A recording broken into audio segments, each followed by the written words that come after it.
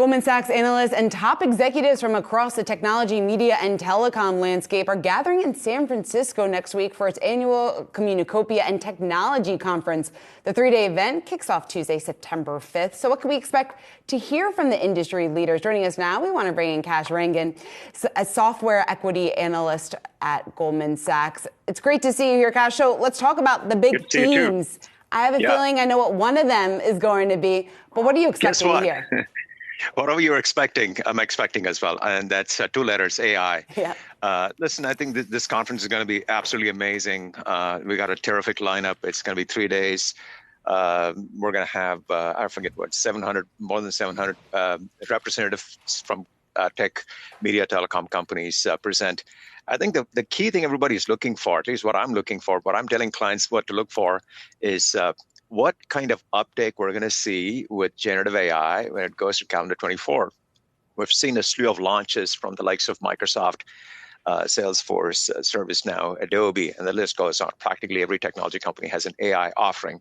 And they hope to get more customer wallet share in return for all the productivity. So when is that going to start to really manifest in revenue is one question. Number two, what's happening with macro? I mean, last year, same point in time, we were headed into this inflation spiral, stasis in decision-making, and company growth rates start to really decelerate as you start to look at the leading indicators. Now, we're at a point where things are stabilizing, right? So the second big question is, what is your macro outlook? What is the pulse of the spending environment? What do budgets for calendar 24 look like? And third is, when are you going to start to hire? There's no growth in the software industry unless you really hire. It's a very headcount intensive industry. So we've been going through layoffs and freezes in hiring. And when is that going to start to turn around? When do you see the demand signals, green shoots that will prompt you to hire? If hiring comes back, growth's going to come back next year. So those are the three big things. Kash, from your perspective, what company needs to have an MVP-like performance at Communacopia in order to save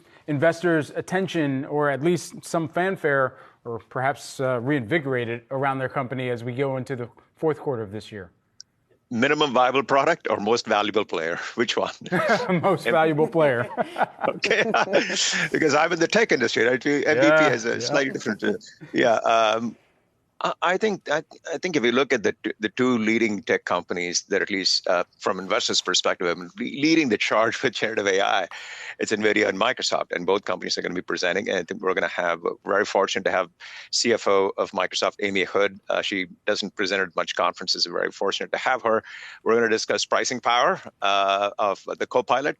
Looks like every company is launching a Copilot. We're going to have more Copilots than pilots, but that's okay. It's all meant to boost productivity. So I think they are the first ones off the gate in software land with a what we would call in the tech industry minimum viable product, as you would call it, a most valuable player. So I think Microsoft is the number one on that list with a very interesting product right off the gate.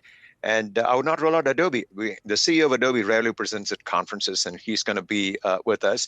He's going to talk about the generative AI products that can be infused into the core creative family, Firefly, a whole bunch of things. Salesforce. Number 4 on that list would be ServiceNow. I think we're going to hear a lot of most valuable player type, most valuable product type insertions in the mix. Kash, I think there's a lot of investors out there trying to figure out whether all this hype, whether all this excitement over AI, if it's a bit overdone given where the technology is and how companies are using it. Do you think there is a case for that at all at this stage? I think the timing of when all this stuff comes to fruition was probably a little aggressive in our minds, investors' minds. I'll take some of the blame as well. And so we're going to start to see this manifest. Let's just take Microsoft. A Copilot was announced. It was priced at $30 per user per month, much higher than what the market thought. And it's not yet made generally available. Now the expectation is that it's going to start to manifest in revenue in June quarter of 2024. So that's a good 9 months away.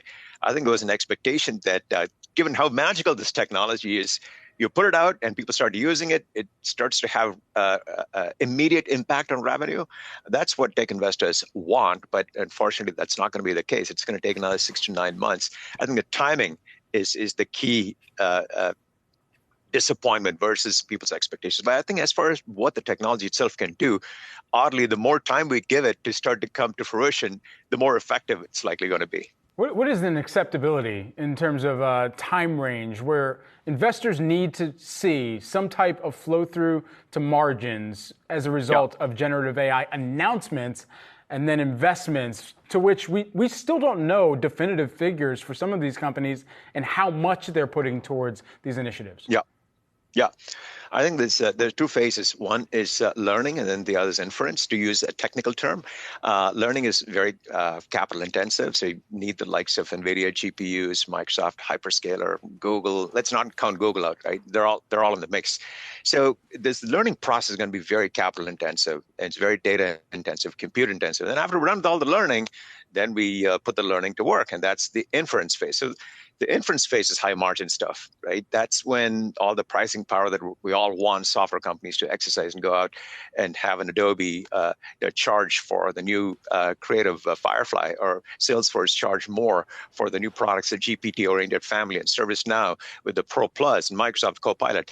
All that happens in the inference phase. So that's when the incremental cost for that incremental ASP uptick we're going to get is still going to be very de minimis. That's when the margins really start to come to fruition. But right now, we got to accept the fact that this is very capital intensive. We're going to take that hit on margins in return for the inference and the pricing and the big margin lift we could see in calendar 24. Does that make sense?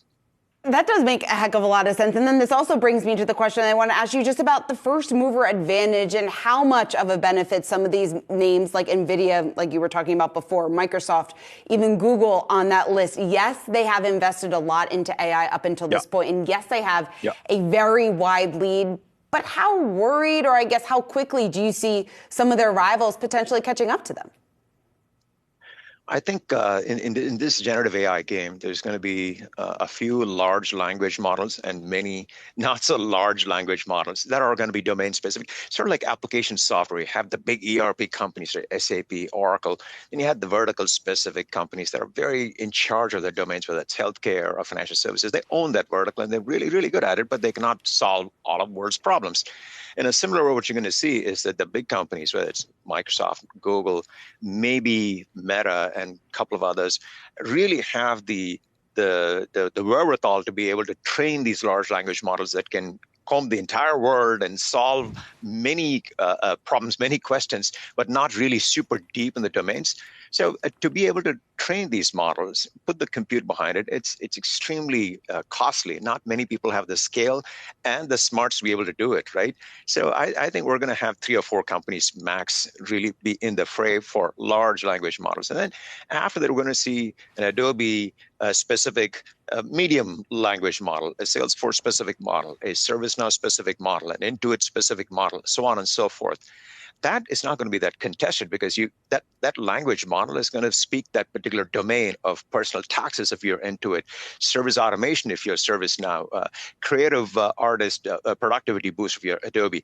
Those are relatively locked in. The chances for competition to come and unseat that learning that can happen with these models that work with Adobe, work with Salesforce, work with ServiceNow, that's going to be a little bit hard to surround. But that does not mean that there's not going to be new entrants in this space. You're going to find new architectures, new applications, and new problems be attacked by the startups, and there's going to be more net new revenues that will not necessarily affect the incumbents, at least for the first couple of years.